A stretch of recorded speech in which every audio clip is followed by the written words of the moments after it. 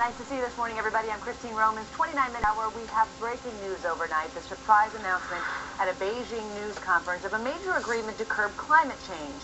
The presidents of China and the United States declaring both countries will curb greenhouse gas emissions by nearly a third over the next 2 decades.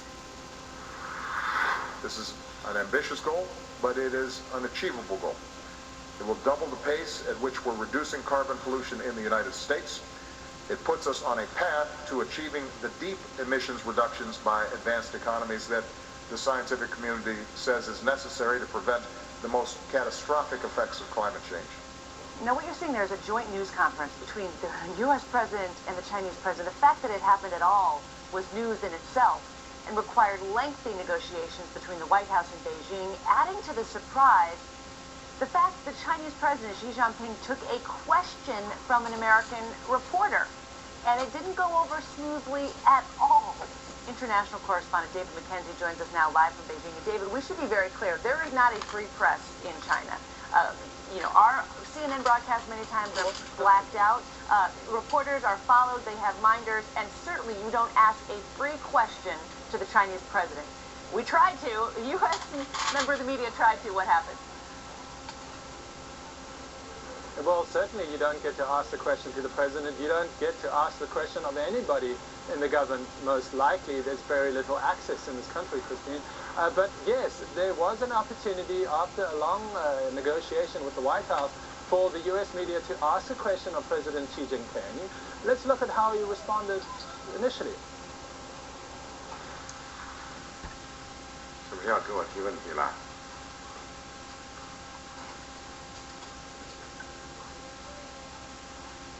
现在，请中国记者给习近平主席提问。 Now, President Xi Jinping will take a question from a member of the Chinese press. So certainly, at first, Xi Jinping effectively ignoring that question from the New York Times, who asked the question effectively for all of us, and some awkward moments there with the U.S. president for sure. He did, though, to his credit, eventually get to answering some of those questions.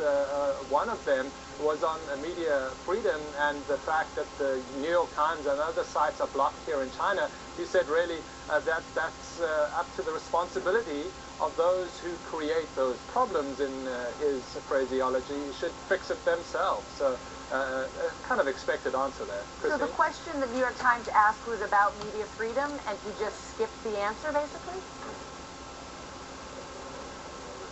He skipped the answer. He also was asked about human rights and the issue of the Hong Kong protests that have been ongoing for weeks by students pushing for more democracy on the Hong Kong Islands.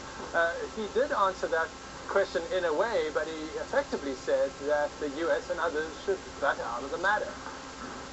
Butt out of the matter. 在会谈中呢， In my talks with President Obama, I also pointed out that the Occupy Central is an illegal movement in Hong Kong. Hong Kong affairs are exclusively China's internal affairs, and the foreign countries should not interfere in those affairs in any form or fashion.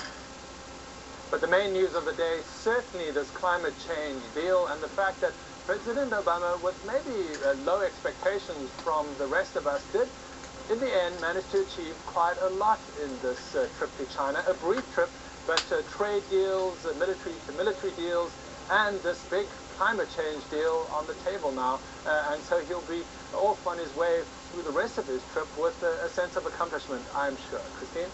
All right, David McKenzie for us.